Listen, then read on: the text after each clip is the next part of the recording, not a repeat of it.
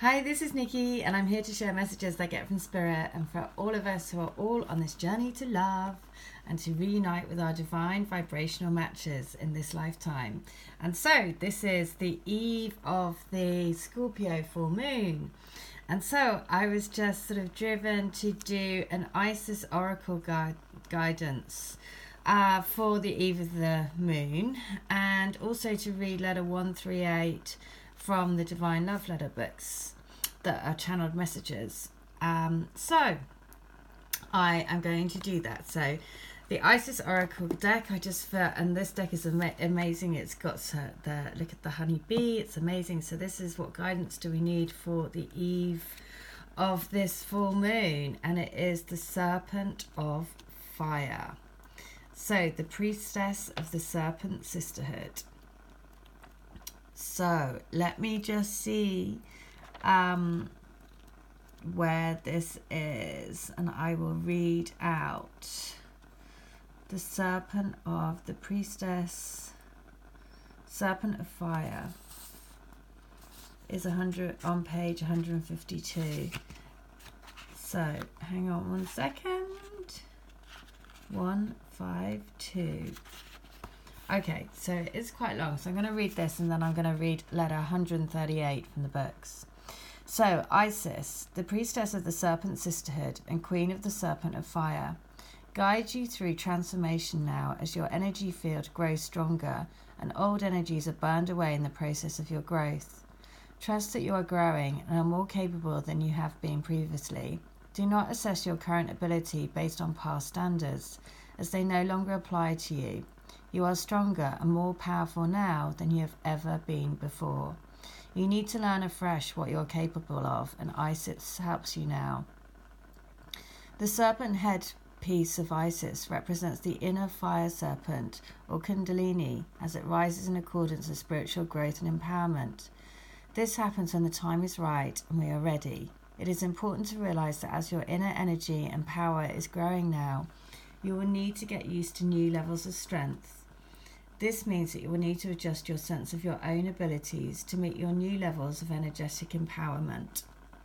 You will need to realize you are capable of more than you previously were, and also you may need to temper your behavior to take into account the greater power and effect of your words, thoughts, and actions.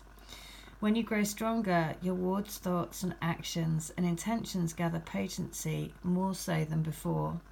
Your responsibility for what you put out into the world grows too. In the same way that a drop of water causes less movement than a tsunami, your emotions and words will have a bigger effect because the energy behind them, your Serpent of Fire, is awakening. Isis can help you manage this process so that what you put out into the world comes from a place of wisdom and love, service and compassion, healing and awareness. One of the first lessons this card offers you is the recognition of your power.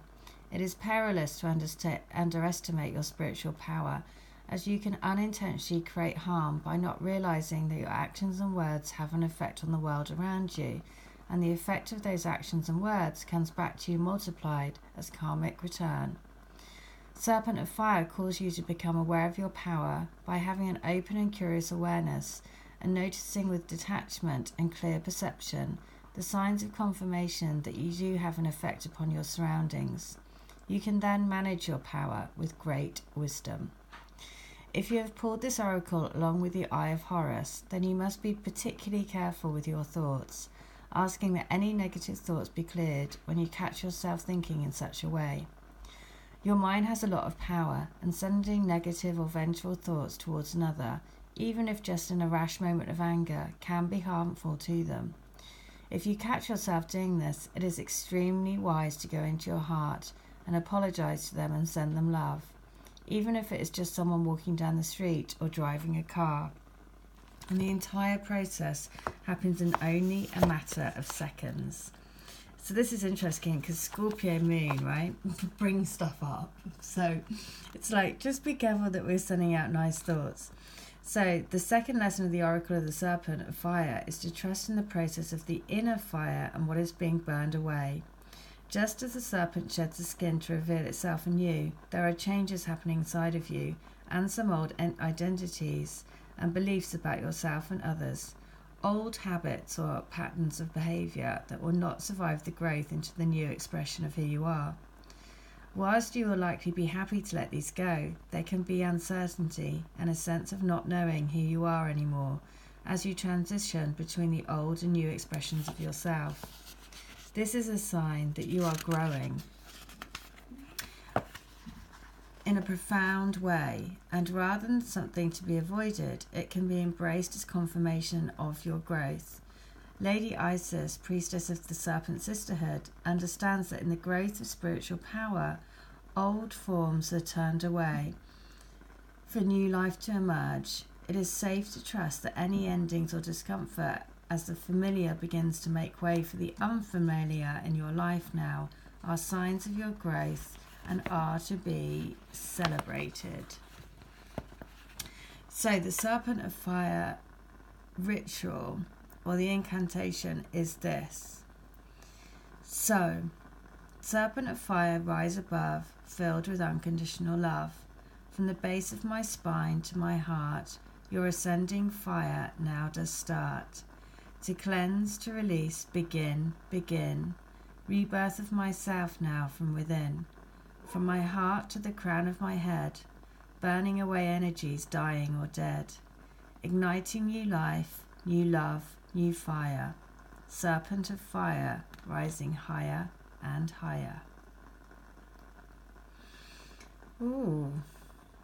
So, interesting. Kundalini power. So I'm just going to repeat that one more time. So, Serpent of Fire, rise above, filled with unconditional love. From the base of my spine to my heart, your ascending fire now does start.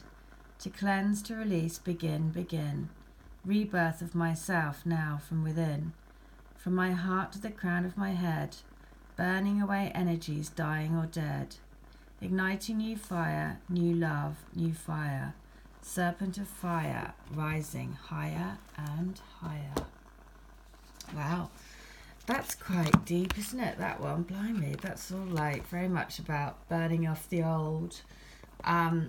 Very, very kind of, this is a blue moon as well, so yeah, that's very in keeping, isn't it? Right, so I'm going to read letter 138. And 138 is, let's have a look. So the message is this. I want you to know that I love you, that I feel sad that I'm not with you, that I want to go to sleep with you in my arms and wake up with you still in my arms in the morning. I want how it used to be. I want to feel like me again, like I do when I'm with you. Please know that this is true. This feeling that we have inside for each other is our only truth. No matter what happens, I am in your heart and you are in mine, always. True love, it's the juice and the nourishment that you give to my soul, and I love you for it. You're the one I want. Okay, so you are the juice of my soul and the one that I want.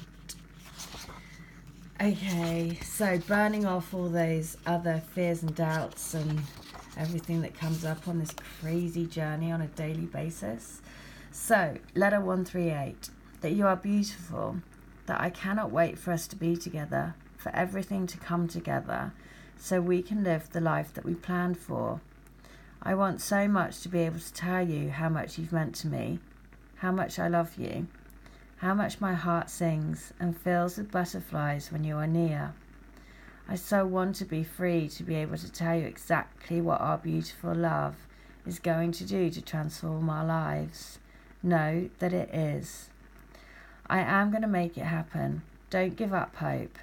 Please don't give up on us, on me, on our relationship, on our mission that we promised each other we would fulfill. Please, please stick with me. We are in this together. Our love is strong enough to get us through anything. We found true love. So let's keep it going. Okay, so let's keep it going. Let us not get wavered on this journey.